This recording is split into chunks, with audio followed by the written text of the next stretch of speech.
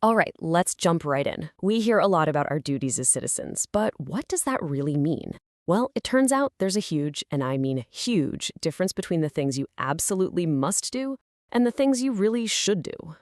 So let me ask you this directly. What are the things you have to do by law, or else you get in trouble? And then, what are the things you're just kind of supposed to do? You know, the stuff that makes you a good citizen, but won't land you in jail if you don't do it.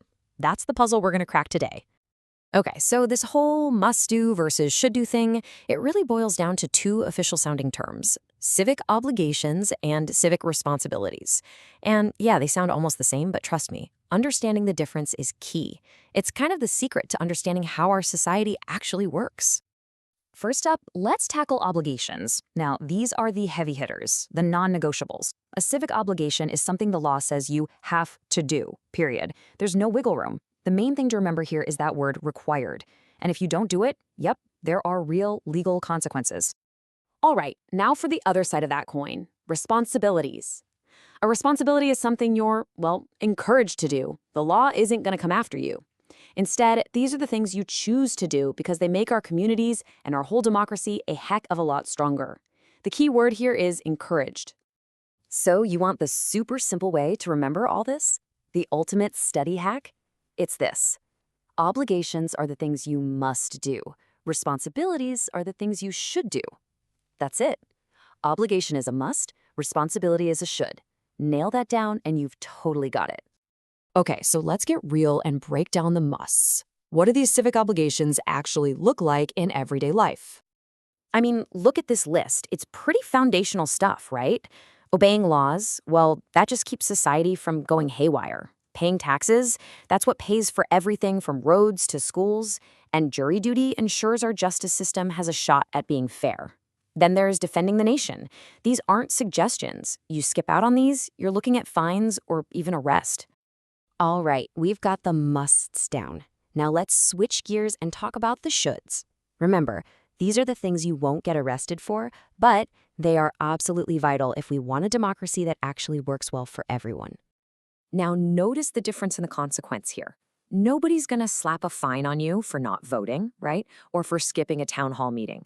But, and this is a big but, when people don't do these things, it's society that pays the price. Our democracy gets a little weaker, our collective voice gets quieter. The penalty isn't personal and legal, it's shared and societal. Which brings us to the big so what question. Why does this whole distinction between must and should actually matter in the real world? The answer is, it matters a lot. In fact, it's pretty much everything when it comes to the health and success of our entire society. At the end of the day, it all comes down to one big idea, the common good. Think about it. Both the musts and the shoulds, they're both pointing to the same goal, making sure we have a society that works for everybody. They're like the essential building blocks for a stable and fair community. And this is where you can see the stakes in black and white. On one hand, when we all pitch in, society has order, things get funded, and our democracy actually thrives.